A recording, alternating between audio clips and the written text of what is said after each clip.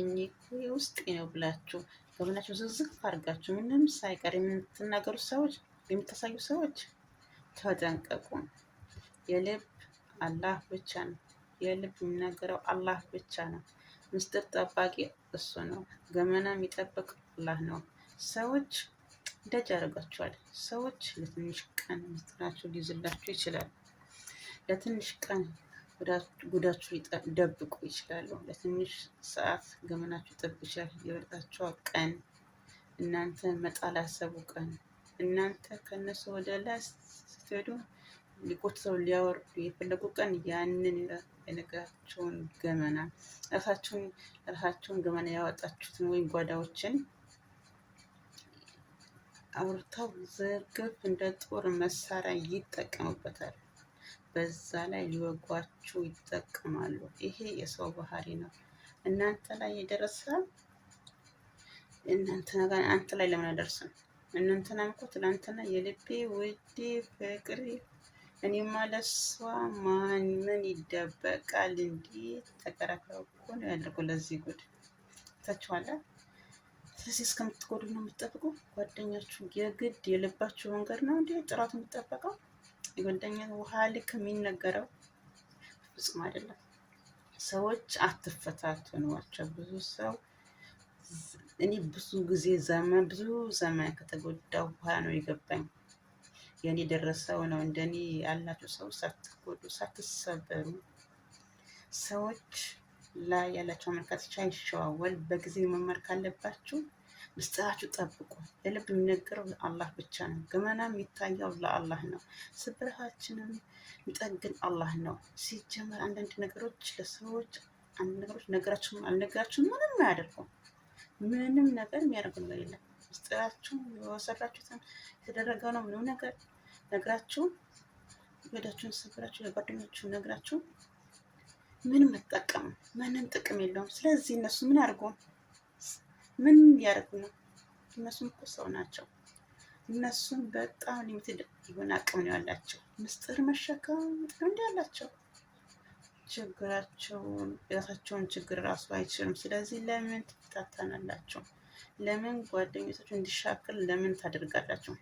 አንዳንድ ሰዎች ራሳቸውን ስለ ጓደኞቻቸው የሚያጡት እንዲያጠዋቸው የሚግፋፉት ስላትገባባ ቦታ በጣም የበለጠ ቦታ ይሰጣቸው፣ ያልሆነ ቦታ ይሰጣቸዋል። የቤተሰቦቻቸውን፣ የባላቸውን፣ የጓደኛቸውን፣ የእነታቸውን ያባቸውን ዝርግፍ አድርገው ይናገራሉ። ከዛ ሰዎች የምስጢር መሸከማቸውና እነሱም ለማንም እንዳትነገሩ ለአንድ ሰው ይነግራሉ። በዛን ሰዓት እንዲህ ምስጢር ያልጠበቅሽም ምስጢር እንዴት አልጠበቅም ብለው ጸብ ይመጣል። እኔ ያልጠበቁት ምስጢር እኔ ባለቤቱ ያልደበቁት ምስጢር እኔ ያልጠበቁት ገመና ማን ሊከትላቸው ነው? ባይዘው እንኳን ሊዳተውና እንኳን ጓደኝነት እንኳን ከባሎቻችሁ ጋር ከምስቶቻችሁ ጋር ስታወሩ ትዳራችሁ የማይጠቅም ትላንት ትዳር አፌክት የማያደርግ እስካልሆነ ድረስ ሁሉም ነገር አይነገርም። የምር ይሄ ነገር ድሮ እኔ ያሰብሰሙ በጣም ነው የሚገረሙት። እኔ ከሰው ጋር ጓደኛ ምንም ይደበቅ ነገር የለም ብዬ ነበር ማሰብ። ሁሉም ነገር የማደርገውን የበላሁትም የሰማው ነገር ሁሉም ነገር ማወቅ አለበት ብዬ ነበር ማስብ የነበረው እና ሰው እንዲነግረኝ ነበር የሚፈልገው። ግን በጣም ልብ ይሰብራል። በጣም ስኩሬት ያደርጋል። በጣም እንዳትከባበሩ ያደርጋል። በጣም ወዳጅነትም ያበላሻል። የሚጠቅም ልክ አለው። ሁሉም ነገር ልክ አለው። የባል የሚነገረውም የወላጅ የሚነገረውም የሰው የሚነገረውም የጓደኛ የሚነገረውም ሁሉም ነገር ልክ አለው። ሁሉም ነገር ቦታ አለው። ከእናት ከወላጅነት እንኳን የሚደበቅ ነገር አለ። ትዳራችሁን ገመና ዝቅ አድርጋችሁ ባሌ እንደዚህ ብላችሁ እናታችሁ ብትናገሩ እናታችሁና አባላችሁ እያጣላችሁ ነው። ዲስአፖይንት እያደረጋችሁ ነው ለእናታችሁ እና እናታችሁ ለባላችሁ ትበል ወይስ የእናንተ? ይሄ የባላችሁና የአንቺ ጉዳይ ነው። ራስሽን ኪፕ ማድረግ አለብን። ለማንም ምን እንደሚነገር ለማን ምን ማናገር እንዳለብሽ እንደ ማህበረሰብ በጣም ብዙ ጉድለት አላችሁ። ብዙ ሰዎች ስማርት የሆኑ ሰዎች አላችሁ እንደዚህ አይነት ነገር የምታውቁ። ይሄ አውራዎት ያለሁት የዛ ችግር ተጠቂ ስለነበርኩ ነው በጊዜ። ስለዚህ ምስጢራችሁ ያልጠበቁ ሰዎች፣ እነዚህ ሰዎች ችግር የለባቸውም። ችግሩ ለእናንተ ነው። የልቤ ብላችሁ ያወራችሁትን ሰው ችግር የለበትም። ችግሩ እናንተ ናችሁ። ለልብ የማን እንደሚነገር አላውቃችሁ። የልብ የሚነገረው አላህ ነው። የውስጥ ምንም ነገር የሚነገረው ለአላህ ብቻ ነው። ሁሉም ነገር ገማናችን የሚጠቀው ለአላህ ነው። ለአላህ ብቻ ነው የሚነገረው።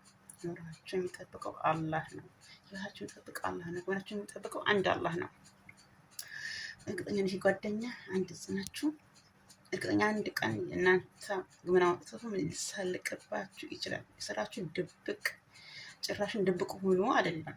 ሁሉም ነገር መታወቅ ማወቅ የለባቸውም። ማንም ማወቅ አለበት ነገር አለ።